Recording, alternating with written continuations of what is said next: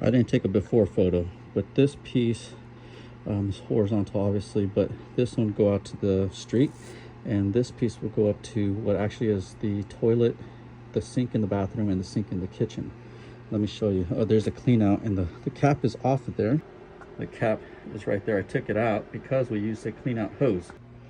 Probably familiar with that end right there, that black end. I put all these brass pieces. It's an M22 to a 38 millimeter coupling, and then a 3/8 coupling, I'm sorry, NPT or MPT male pipe thread to a reducer to 1/4 inch coupling with the 1/4 inch coupling bit onto this coupling here for this hose.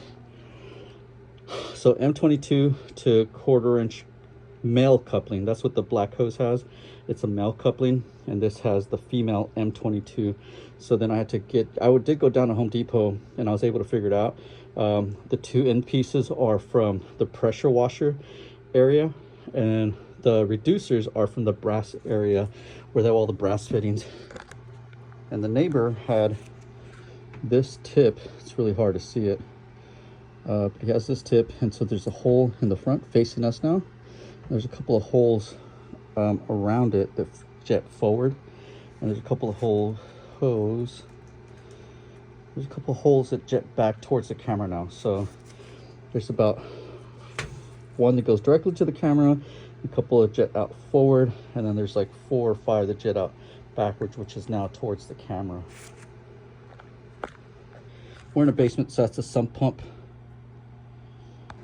So I put that pressure washer hose straight in there, ran it all the way through, cleaned it out. I kept on getting the hose. I'd bring it back and I'd clean a little bit, and I'd bring it back, and I just kept on constantly getting some black crap. I didn't quite know what was going on, but now I see that I never would have broken all that crap up. So this is stool, it's grease from the kitchen, from the sink, everywhere. So one of the issues that I had is that this thing was on here. This device is on here. You can see that's the thing going up, and that's the thing going horizontally out to the house. Or I should say out of the house. So go in there, and the vertical part goes in here. It was already cracked and falling apart. I don't know if you can see the cracks right there. Oh yeah, that whole thing is cracked. It's got a whole crack right down the line. So you get the idea. And I did end up using a little bulb way outside, back pressure thing. I can break whatever was loose out. I couldn't. Not only that, water started spraying up and out. It was like a fountain. So everything got wet, and luckily the sump pump, which is over here, ended up doing its job and saved the day. Luckily has a little vent out the side, so it's been airing out for a little bit, a couple of days. It's the 27th of December 2025, so everything's cleaned out now.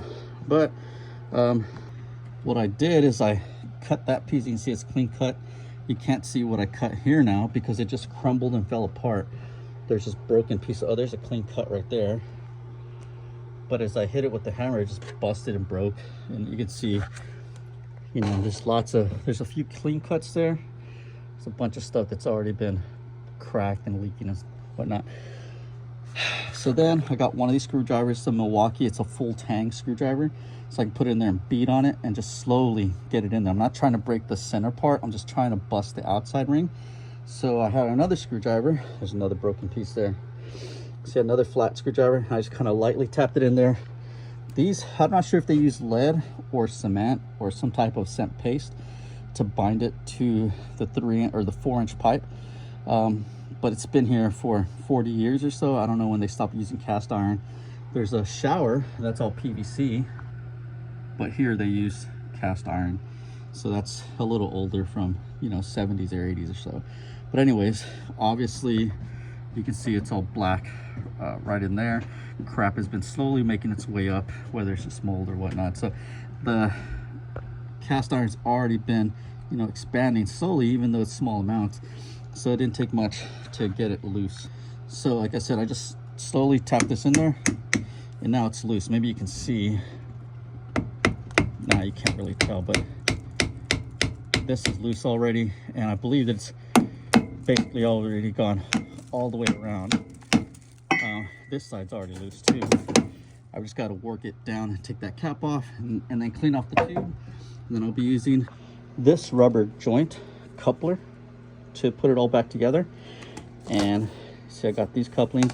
There's one more coupling somewhere. Oh, right here. What the heck? I've got one more of these rubber couplings somewhere, and it's got a reducer on it, so I'm end up going to 2-inch pipe from that 4-inch pipe to 2-inch pipe, and I'm taking out this pipe right here. There's a coupler there, so we'll redo that coupler, and I'll take all this out.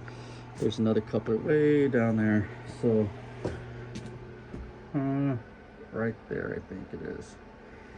Somewhere around here there's a coupler. I just realized that there's a 25 degree there, so I might have to go back to Home Depot to get that 25 degree, but it's okay, or Lowe's rather.